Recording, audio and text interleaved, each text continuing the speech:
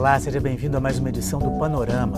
Frequentar lugares barulhentos, ouvir música em alto volume, usar fones de ouvidos por longos períodos. Essas são atitudes que podem trazer danos irreversíveis para a nossa audição. No Panorama de hoje, nós vamos conversar sobre os cuidados que devemos ter com os nossos ouvidos. Para os especialistas, é importante alertar principalmente os jovens. De acordo com a Organização Mundial de Saúde, cerca de 50% das pessoas entre 12 e 35 anos utilizam equipamentos como TVs, videogames e aparelhos de som em volumes prejudiciais à saúde. Aqui no estúdio, nossos convidados são os médicos otorrinos Eduardo Rossi e Marcelo Alves de Souza. O Panorama já está no ar.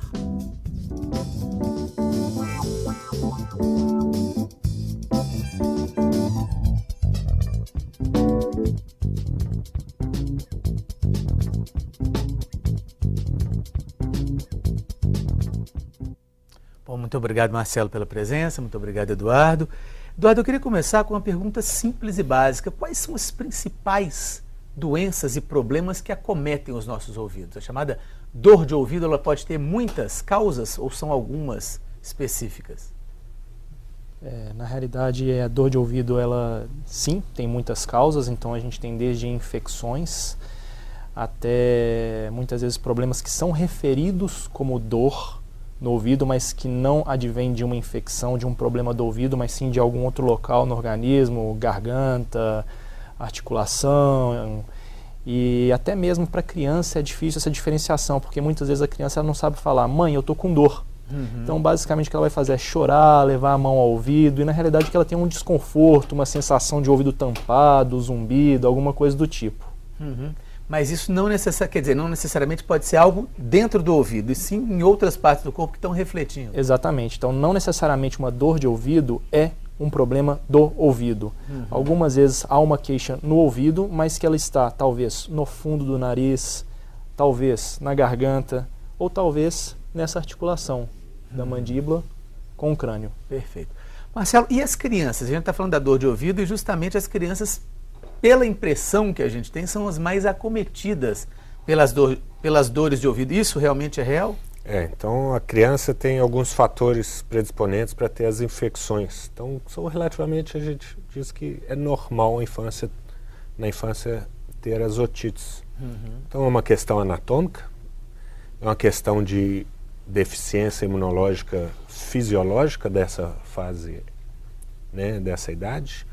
E os problemas de nariz que as crianças têm com frequência, né, os resfriados comuns, muitas vezes levam a otites. Então é uma época que é comum ter as infecções de ouvido, né, não é nada fora do comum. Alguns casos tem demais e tem que tomar alguma providência, mas uma otite, duas na infância, eu acho que ninguém escapa. Ninguém escapa. E essa questão que você falou do resfriado, ou seja, um resfriado pode causar algum nós temos uma comunicação do nariz com o ouvido, é a tuba auditiva. É um canalzinho que leva ar para o ouvido. Então, o nariz que tem um catarro na infância, como eu disse, a anatomia da infância da criança predispõe a transmissão desses germes do nariz, das secreções, para dentro do ouvido, levando então essas otites. Então é uma coisa da idade, por isso que a criança tem e o crescimento muitas vezes resolve. A questão de, por exemplo, contato do ouvido com a água, uma criança que às vezes nada muito, essa questão de água no ouvido, isso é um mito ou é verdade? Pode causar problema? Na realidade, a água e o ouvido, seria mais um mito, eu diria. Depende do que nós vamos conversar. Porque o que acontece? O ouvido ele é dividido entre orelha externa, orelha média e orelha interna. Quando há um contato da água com o ouvido, essa água ele vai atingir apenas a orelha externa, ou seja, a parte do pavilhão auditivo e do conduto.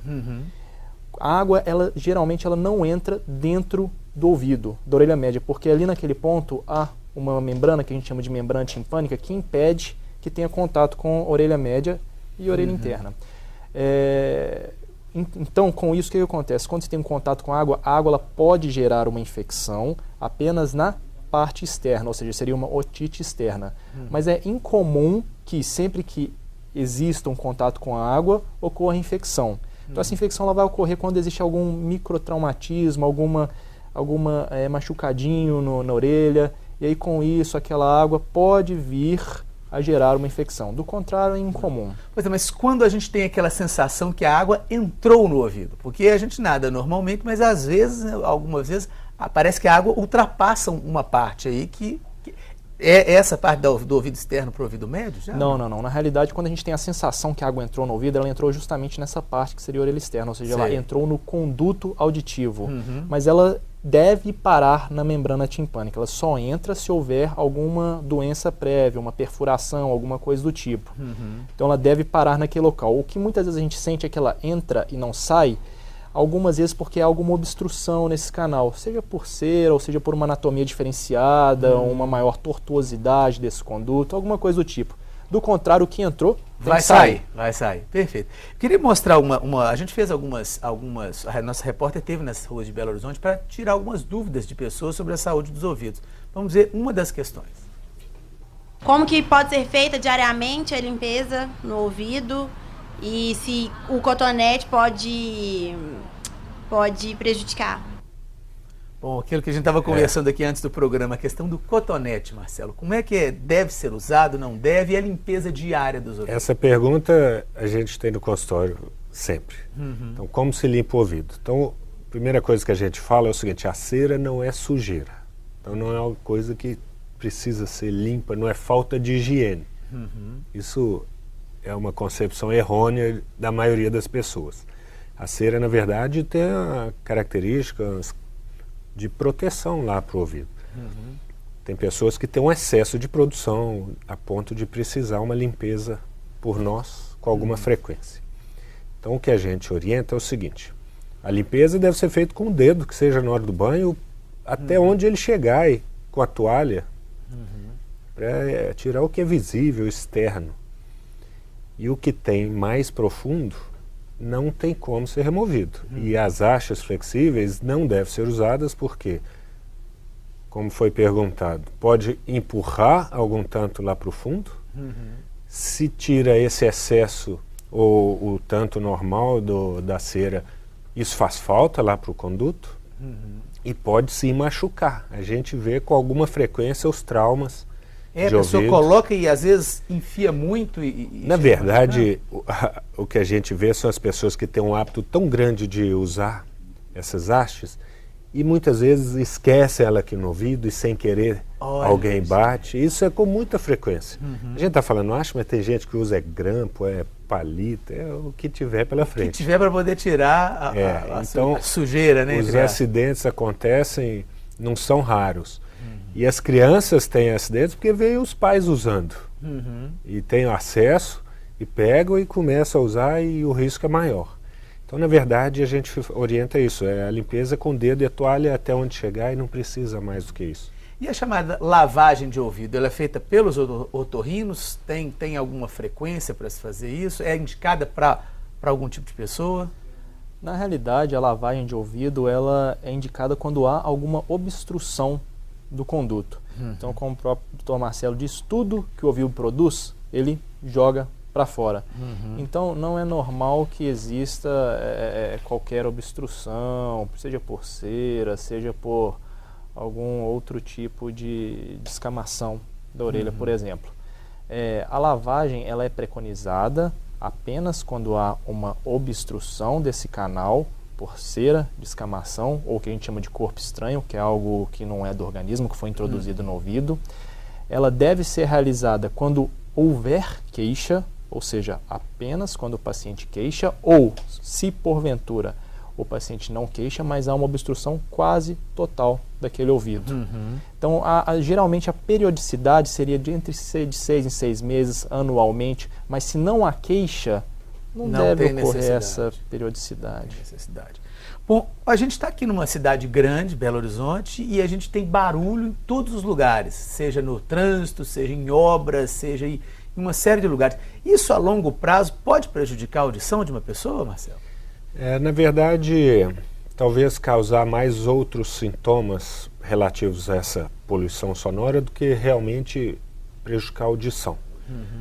Então, em quem convive muito próximo de um barulho, seja numa loja que tem uma avenida movimentada, em locais onde tem construção.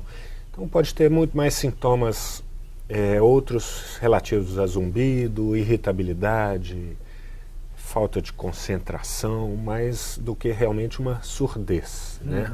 São sintomas relacionados à exposição a ruído constante, né?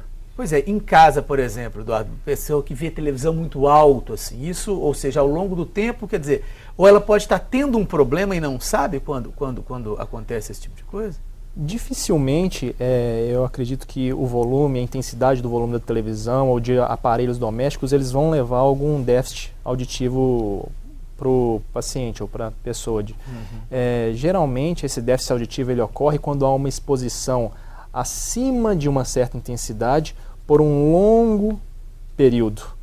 Então, isso é o que a gente chamaria até de perda auditiva induzida pelo ruído, que é até mais comum quando há um contato com um ruído intenso no trabalho. Antigamente, quando não existia uma certa um rigor no controle dos produtos eletrônicos, aí isso poderia acontecer. Hoje em dia, telefone ele tem um limitador de intensidade. A própria televisão ela tem até um limite que ela atinge, então dificilmente hoje em dia a gente tem esse problema.